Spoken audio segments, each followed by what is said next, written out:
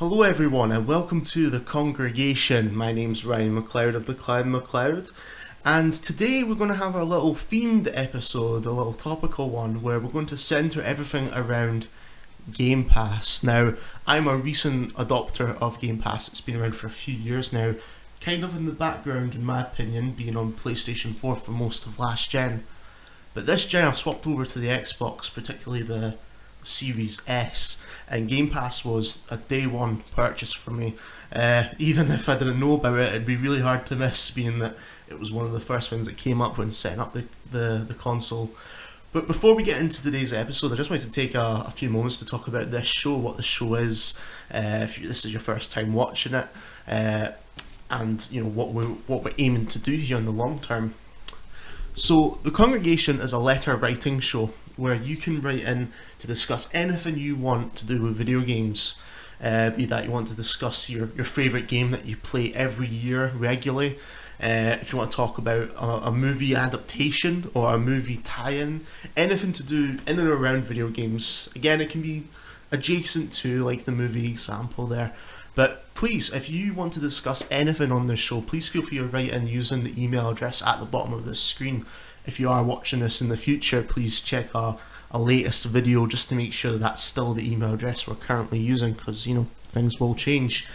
But with that out of the way, I think we'll get right into today's show. Now, obviously we don't have letters to read at these early days, so what I'm doing in the short term is I'm referring to articles from the internet and treating them as I would a letter on the show.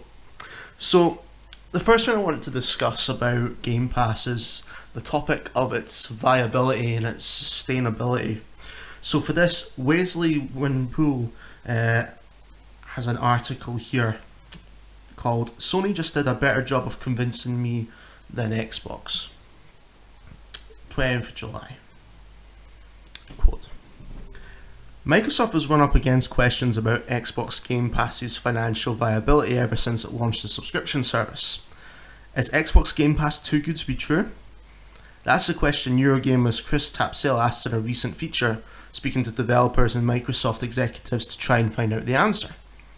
Despite all the insistence from Microsoft that Game Pass makes sense for the bean counters in Redmond, I've had my doubts.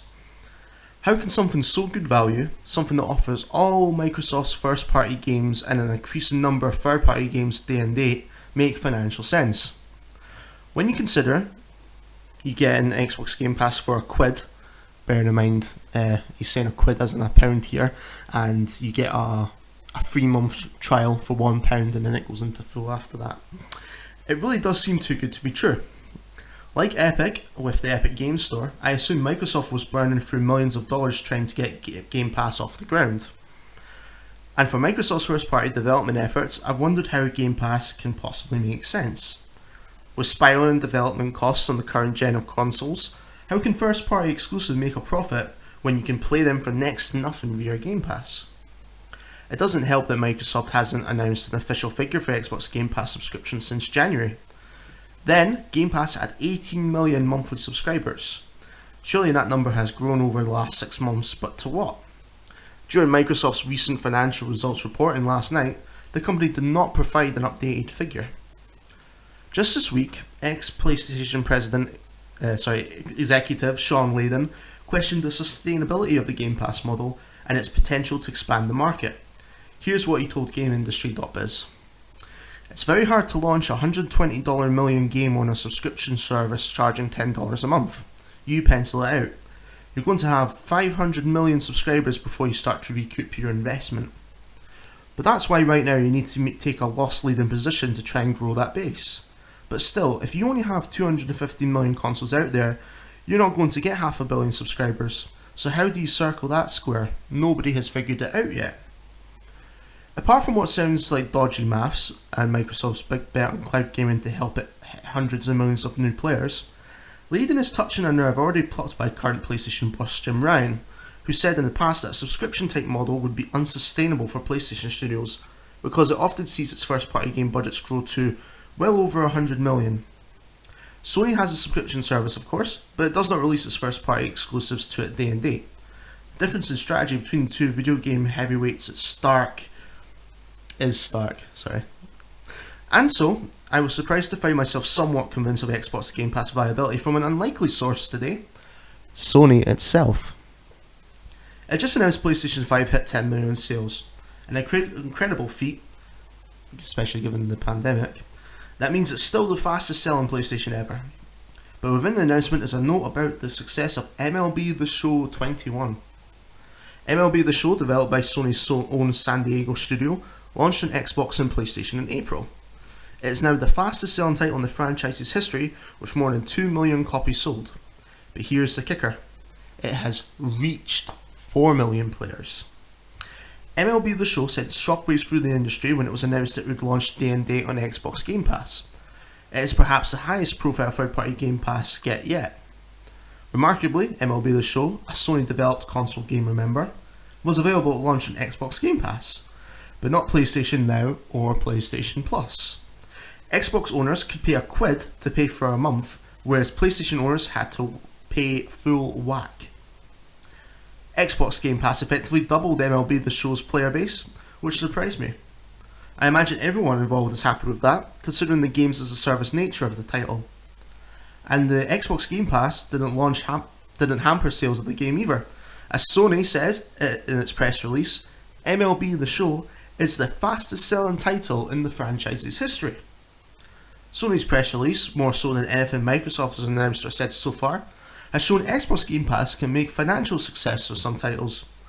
I think it'll be interesting to see whether Game Pass is equally lucrative for single player games as opposed to multiplayer games that benefit from expanded player bases, and the potential for increased microtransaction revenue. Microsoft bought Bethesda, which specialises in big budget AAA single player games such as The Elder Scrolls and Fallout, and with the expectation is that all games from the company will launch day and date into Xbox Game Pass. Will The Elder Scrolls 6 be as big as The Elder Scrolls 5? Until we find out, perhaps Microsoft should gift Sony a free Xbox Game Pass subs.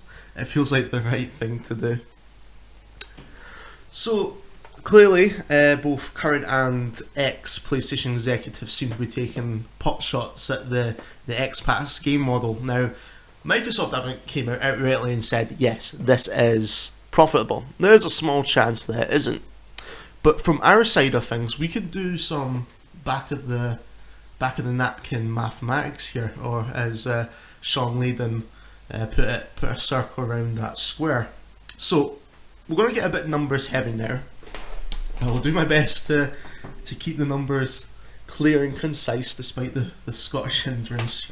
So we know for a fact at the moment that Game Pass has 18 million subscribers, okay? Now for these examples I'm going off Game Pass Ultimate, which includes your Xbox Live Gold, or I think they recently renamed it something else.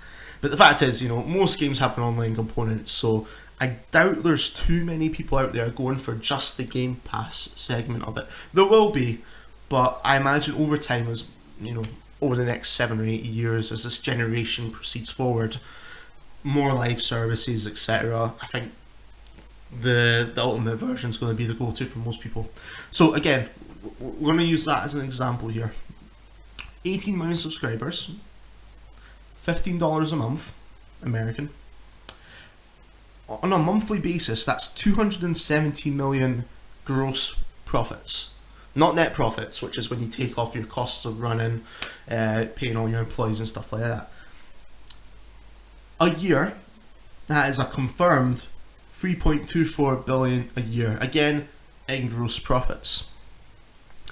So at the moment, it's in pretty good standing. I mean, obviously I don't know the exact costs of running for Microsoft, but if you do a little bit more back in the napkin, I'm sure Xbox only employs something like 700 people worldwide.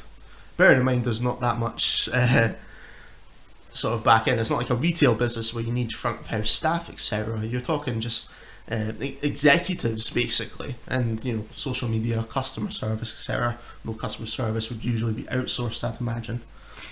But 3.24 billion. Right, we'll come back to this in a few moments here, because I want to look at the future, because it will grow as the generation goes on. Now, according to Windows Central, their senior editor Jez Corden, as of April, bear in mind this is now July, Xbox has supposedly topped 23 million subscribers. Not too hard to believe that growth. I mean, we're still in the middle of a pandemic at the moment. The Bethesda thing certainly pushed subscribers, I'm sure. Now, let's do some updating math here. Let's go off the 23 million subscribers. Again, $15 a month. 414 million gross monthly. Now, let's look optimistic. Let's look at the future, at where Game Pass could be in a year or two from now, okay? Now, I'm going to peg 50 million to be conservative. Now, why 50 million? Now, the Xbox One is currently 49.63 million units sold, okay? So, seeing as we're seeing a growth in games in general, I think it's easy to assume the Xbox Series X and S combined will exceed that. Now, I've not gone above 50 million because, again, we want to try and keep it conservative, and we also want to look more short term, again, the next 2 or 3 years. But still, why 50? That seems like quite a large number. Well, I'm factoring in the fact that this also includes PC gamers, and it will also include cloud gaming as that grows. So I think 50 million long term isn't too much of an ask. So let's go with 50 million. Again, $15 a month for subscribers. That's $750 million a month. Let's put that in the yearly perspective. All businesses operate on a 4-quarter basis. So over the 4 quarters, $9 billion in gross. $9 billion. Now, let me try and put a circle around this square. God of War reportedly had a budget of only 44 million. Okay, that's the standard that most PlayStation gamers expect their games to be at. Now, Shawn Layden says, something in the vicinity of 120 million for a budget for a AAA game. But again, 9 billion in revenue. Now, again, this is me looking towards the future. At the moment, they're looking at about 3.5 billion, at least 3.5 billion. I really struggle to think that Xbox as a business, now, I'm just talking as a business, I really don't think it would cost any more than $1 billion to run that division of Microsoft. Obviously, Microsoft funnels money into the Xbox division, but as its own individual entity, the costs of running their offices, the cost of running their servers, things like that. Maybe licensing games for Xbox Game Pass maybe costs a little bit more. Let's just say that's another $1 billion. So $1 billion for running the business, $1 billion for licensing content to keep the subscription afloat. That still leaves $1 billion to spend on, your games. That means, let's take the God of War example. Like, 44 million. Math is not my strong suit. 1 billion. So you could probably make a God of War level tier game at least 6 times. Is my math right there? I'm sorry folks, my math is not my strong suit, as I just said. In the example of the yearly, let's go back to the 50 million example. 9 billion, right? Let's throw a number there. Let's just say it costs 5 billion for all of their expenditure to bring it down to their net, okay? Offices, licensing, all that stuff. Money set aside for any lawsuits, those kinds of things. So let's just say out of that 9 million, 5 billion goes towards all of their costs. That means 4 billion in net profits to reinvest. God of War, 44 million. You could make 9 God of Wars in a year. 9. So, to kind of put a rubber stamp on this, I don't believe in this narrative that Game Pass is not sustainable. I think the only thing that can make it unsustainable is project bloat. Yes, games are getting more expensive to develop, but it's only as expensive as the studio makes it. You hear about these games that are made by 2 people. Games like Death's Door, which just launched on Xbox. I've not had a chance to play that yet. But let's just take their salaries. There's no way that Death's Door cost 120 million to make. It's studio expectations that sets the development price. And yes, obviously, the bigger your game gets, the more staff you have to hire, and the more that the costs go up. And then you have to factor in marketing and stuff like that. Well, Xbox Game Pass is a marketing in and of itself. I'm not looking online for trailers for games and stuff like that at the moment with Game Pass. I'm looking at just what was recently added. Now, obviously I'll hear most of the games for the grapevine, for Twitter and what have you. But for the most part, if, I launched the Game Pass app on my Xbox and I look at recently added, oh, there's a game I've not heard of, I'm just going to try it. I just don't buy the narrative that it's not financially feasible, that's all I'm saying. This next article comes from Game and Boat, written by Landon Wright. Xbox Game Pass subscribers play more games and spend more on them, says Microsoft. Xbox Game Pass was already quite the deal, and now with the purchase of Bethesda by Microsoft, it's about the get even more loaded and with content. Ever since the service launched, Microsoft has shifted to it being the focus of the Xbox brand. Even now, third-party titles from major publishers day and date within the retail release. It also seems that those using it are also using it a lot. As reported by Forbes, Microsoft's Sarah Bond broke down some of the stats about Game Pass users.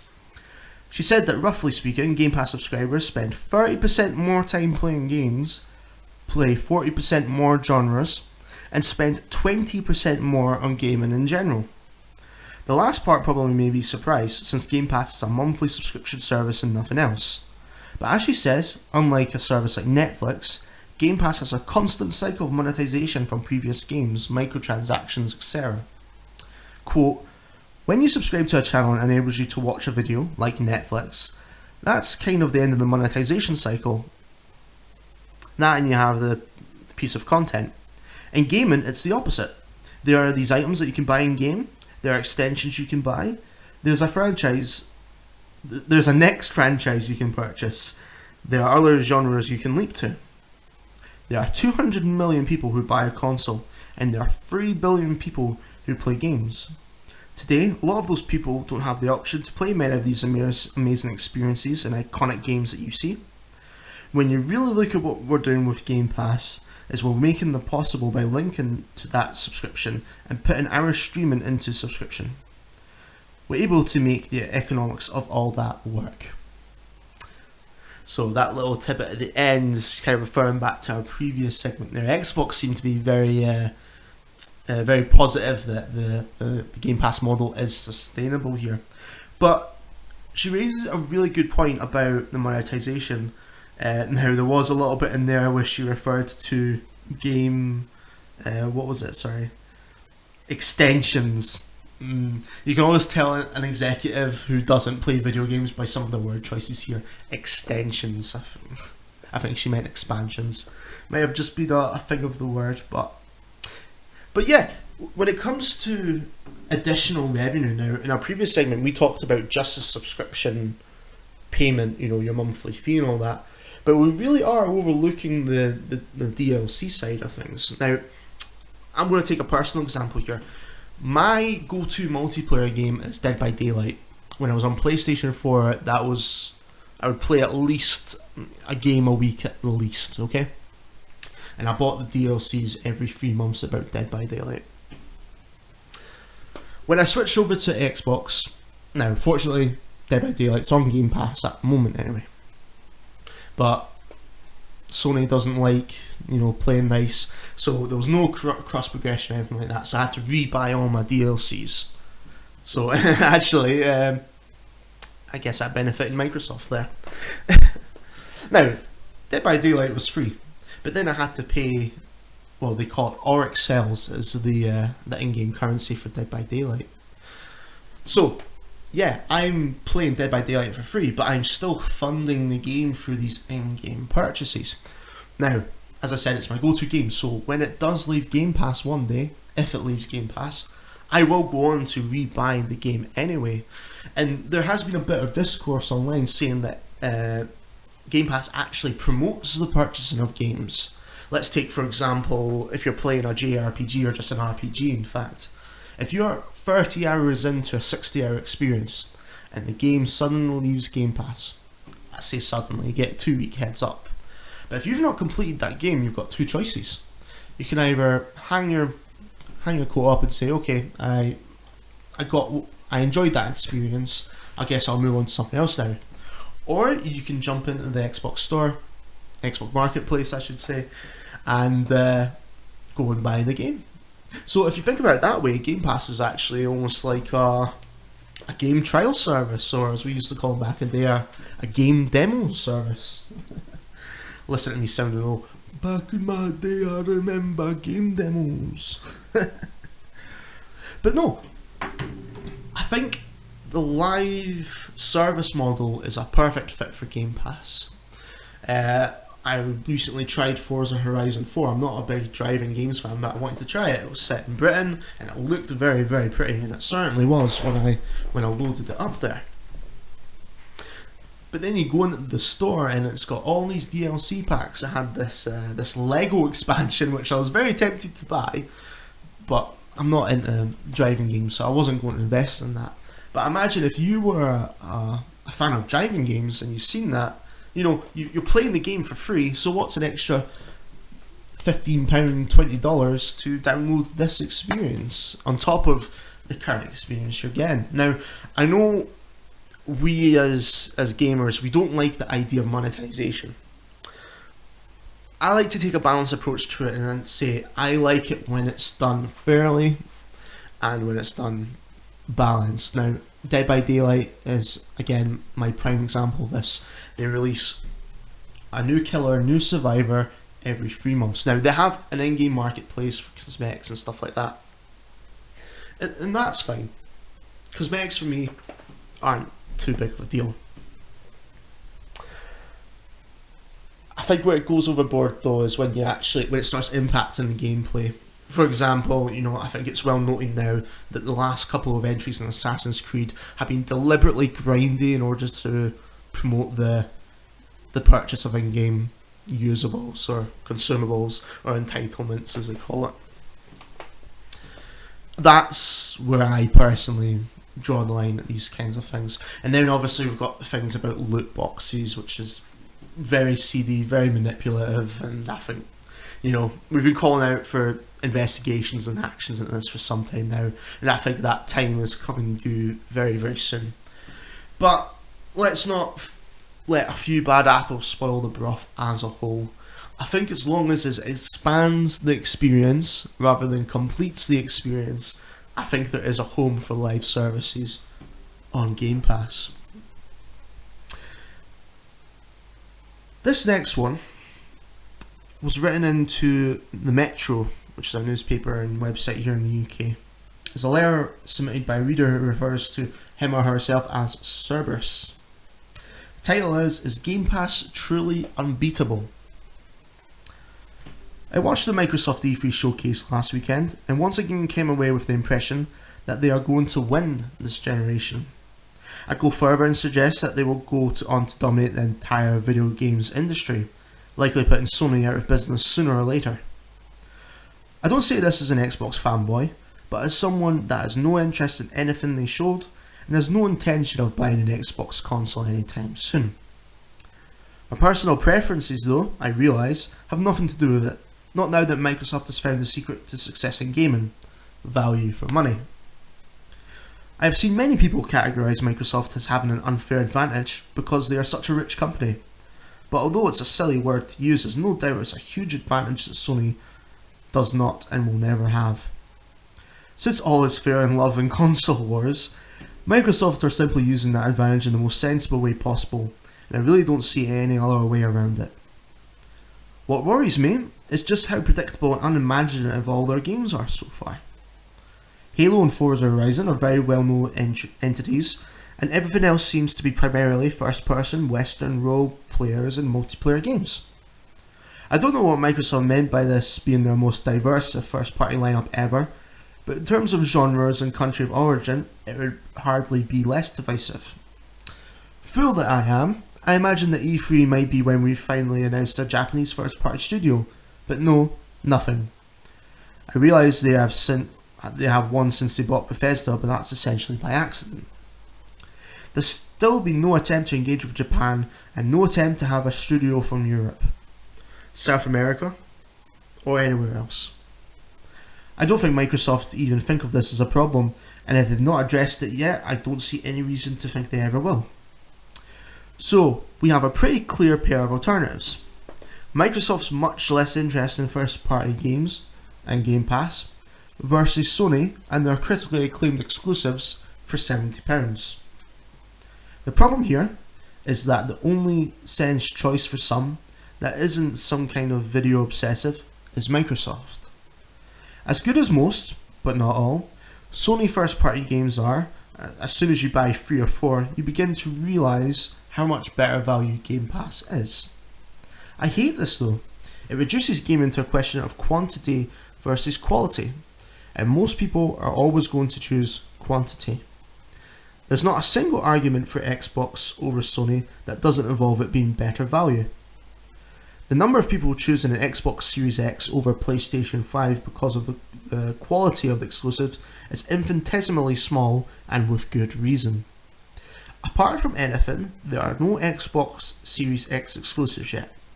So at the very best, you're preferring it on the hope that Xbox Infinite isn't as bad as it looks, or that Starfield is what you imagine it to be. Even though that could be radically different to what it is, because Bethesda hasn't shown anything yet.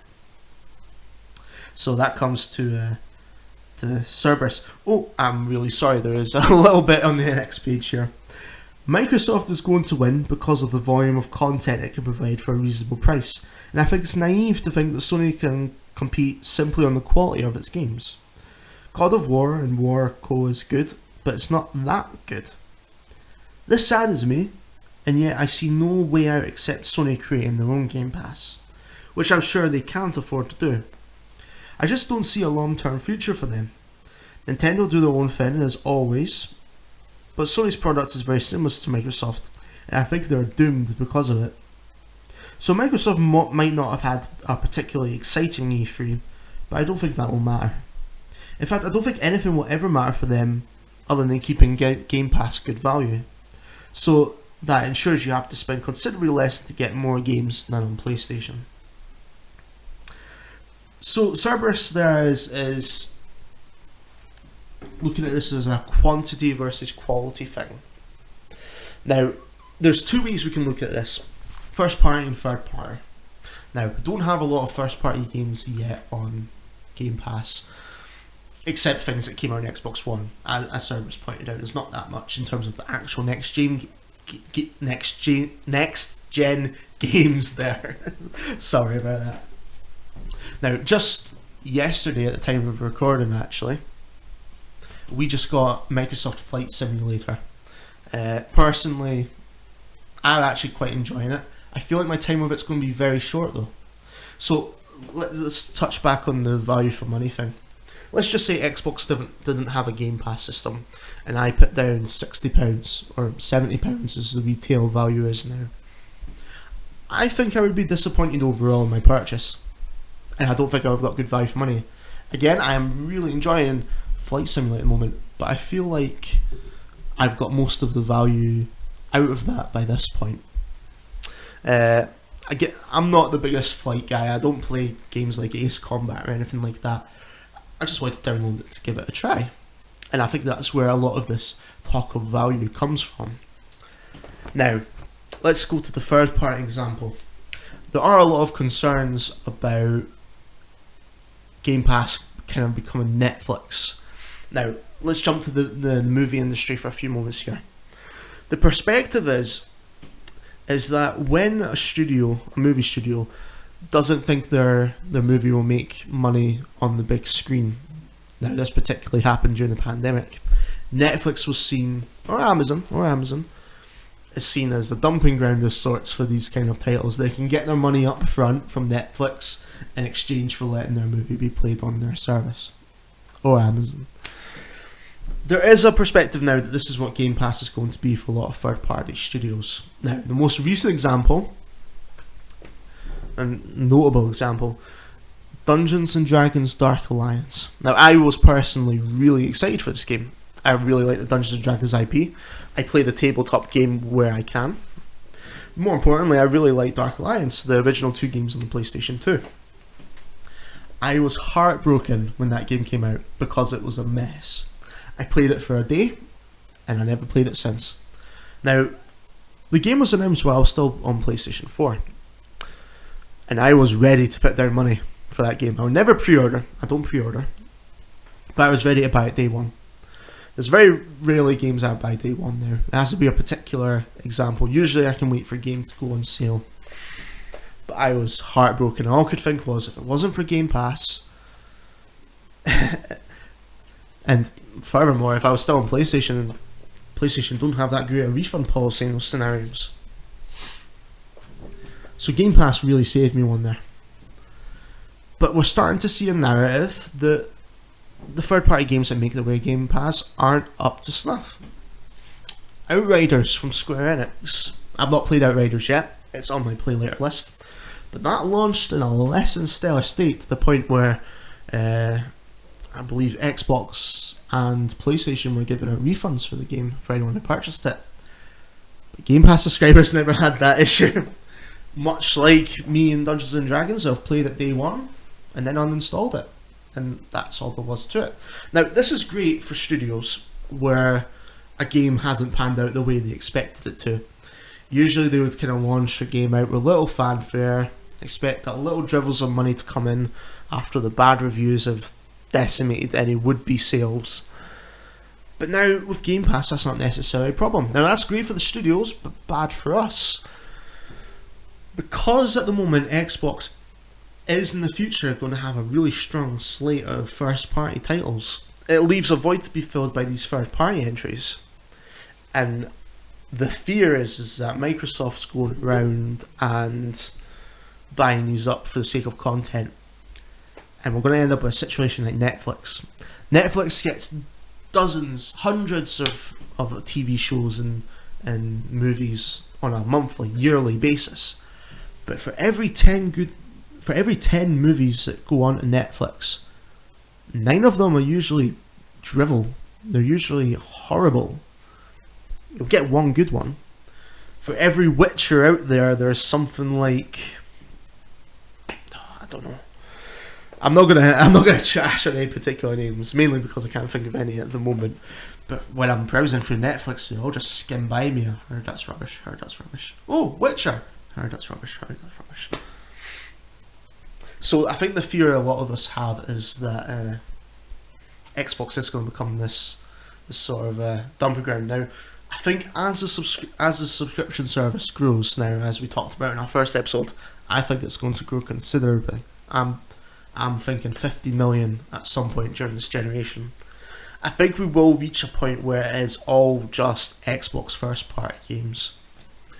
Mainly because obviously it costs license fees to put other games on the Game Pass. I think it will have a home still for indie titles. I think you will find indie studios developing specifically for Game Pass, and then Steam, PlayStation will just be additional revenue along with that.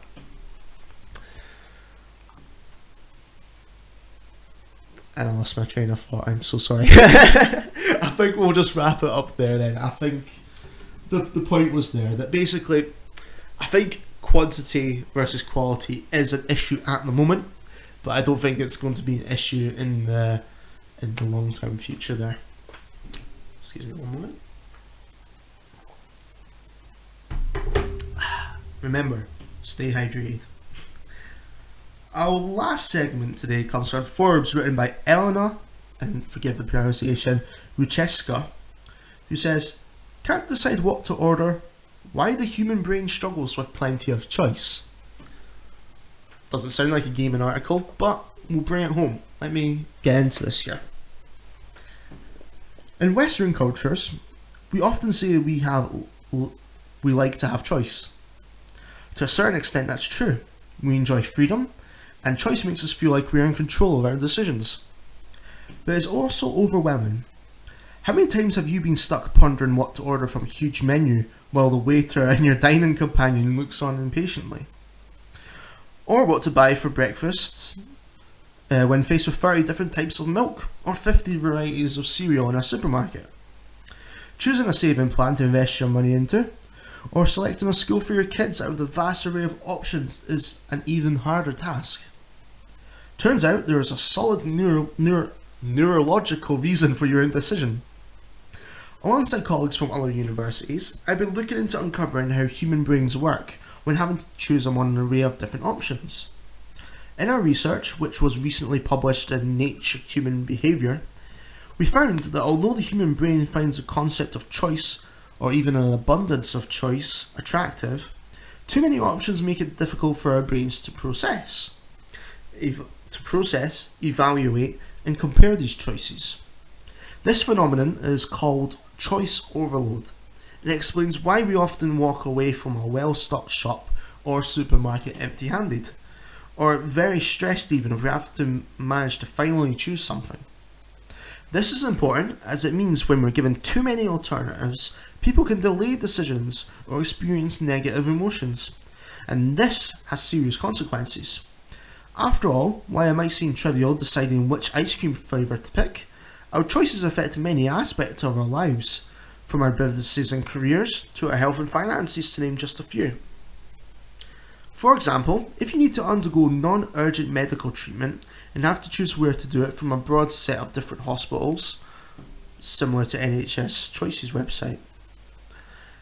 NHS is the health service here in the UK. Faced with too many options, this decision could be put off, potentially putting your health at risk.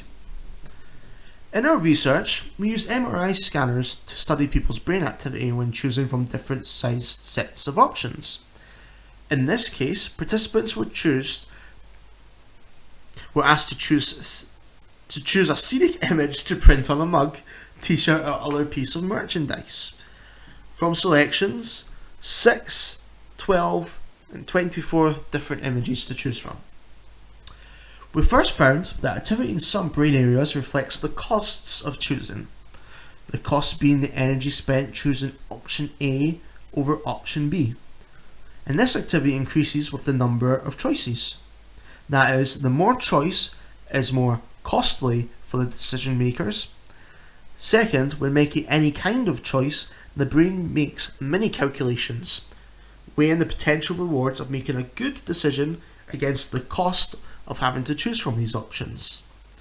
As the amount of options increases, the reward of making a good choice increases. But so too does the cost involved in making any decision. There are more variables to consider and more trade-offs to make, taking more time and energy. We also discovered that for both sets of 6 and 24 image options, brain activity was lower than when people were given 12 options to choose from. This suggests that the brain's decision-making capabilities work optimally with an intermediate number of choices. In other words, more choice is better up to a certain point, after which choice becomes overwhelming and decision-making is impaired. That is, we find a biological proof of choice overload. Clearly, too few or too many choices generate less value for people than sets with an intermediate number of options, in this case 12, 6, 12, 24. These medium-sized sets have enough variety to satisfy our needs, but they are not too costly for our decision-making process. 12 is not a magical number though. An optimal number of choices for our brain depends on many factors such as context, personal characteristics of the decision maker, type of products we choose, and so on. Critically, if a preferred alternative is added to the choice set, for example, if you know that you crave your favourite dark chocolate ice cream that you enjoyed when you were a kid, and the ice cream store at which you stopped at carries it, the human brain is automatically able to handle more alternatives and not feel overwhelmed. This suggests that when confronted with too many options, decision making can be simplified. In a world of seemingly endless choice, any insights such as these that can help prove decision making are to be welcomed. So the next time a waiter is pressing you to make a decision, know that it's not you, there really is just too much choice to choose from. So that's coming over from Forbes there. 2 moments please. Stay hydrated. Now that seems like it's got nothing to do with games, but let's, again, this is a Game Pass centric episode, let's look at it through the lens of Game Pass. There are something like 200 games available to choose from Game Pass, and on PC about 100 to choose from. Now, there's a lot of people who will be coming to Xbox for the first time, like myself. I was PlayStation 4 last gen, Xbox this gen. I'll get a PS5 towards the end of this gen, and I'll catch up on all the PS5 games eventually. But for now, at this stage in life, Game Pass suits me, both in terms of finances and gameplay habit.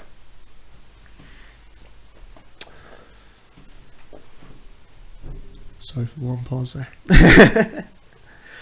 Let's just say you've just bought your Xbox. Or let's just say you've got an Xbox at the moment and you're really struggling to make a decision, as the Forbes article put it.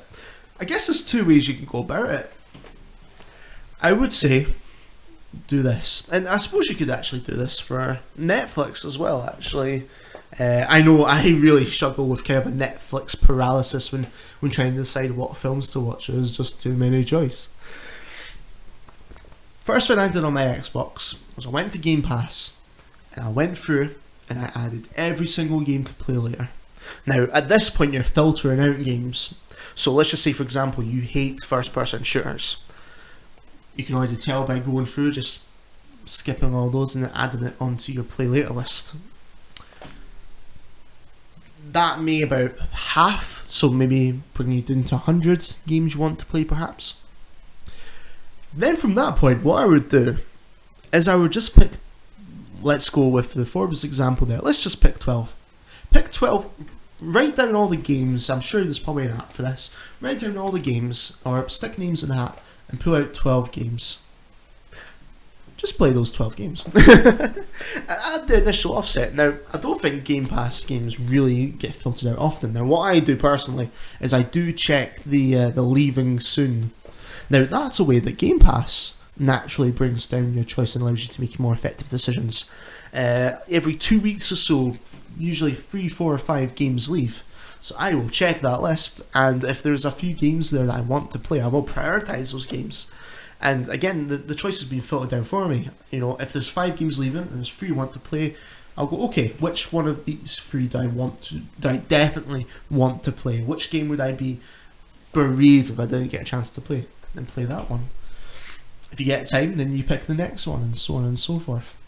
I guess the point that we're trying to home in on this article here is that yes, there is so much choice on Xbox, Xbox Game Pass. Almost too much choice there, but it's all about critical thinking here. I mean, obviously all this stuff about neurological behaviour, it's not something we acknowledge. I don't look at something that's got 24 choices and go, oh gee, I wish there was only 12 here. Although sometimes I guess you do. But with that said, don't let the overwhelming choice available on Game Pass overwhelm you. It's not a bad problem to have. I'd rather look at 200 games on Xbox Game Pass and think, oh god, I'm so overwhelmed, than look at the lack of choice on what's the thing they use for PlayStation 5. The name escapes me. That's how little I paid attention to that. But yeah, with that, I think that's the end of our show for today. Again, a very Game Pass centric episode. Just to top up, I do want to say that I am still a PlayStation fan. You know, here's my PlayStation mug. I've still got my PlayStation 4 over there. I'm still really looking forward to playing God of War 2 when it comes out. Not so much Horizon 2. The first game was alright. I'm not too invested in the sequel. But before we wrap up, folks, again, I just want to reiterate, if you are watching this show around about the recording time, thank you for watching. Still early days yet, we don't have any subscribers, very little in terms of views, but we're hoping that will grow. So if you are watching this around the time, thank you very much, it does mean a lot. If you're watching this after the fact, then check out some latest videos, because, you know, these opinions might change over time. The nature of Xbox may change over time. I could be like farting out opinions when I was suggesting 50 million subscribers. You know, I could be looking back 2 years from now and still see we're at like 18 million subscribers. But with all that said, folks, that's the end of today's episode. Now, again, if you're watching this even years in the future, Again, if you want to write in about anything to do with video games, please feel free to do so. It can be anything to do with video games, even video game adjacent. If you like board games based on video games, you know, the Dark Souls board game, the Bloodborne board game, anything like that. If you really like that Super Mario movie that came out in the 90s, feel free to write in. And obviously, you know, just around actual video games. If you want to talk about your favourite game that nobody's played but you think everybody should play, feel free to write in. Whatever you want to talk about, we will talk about on this show. And even if it's a bit controversial, we'll try and take it from a pros and cons kind of basis and have some civil discourse around it. It's becoming my favourite word about this show, civil discourse. I might rename the show Civil Discourse. But with that, folks, that's the end of today's episode, so thank you very much for tuning in, and we'll see you on the next episode of The Congregation. Bye-bye.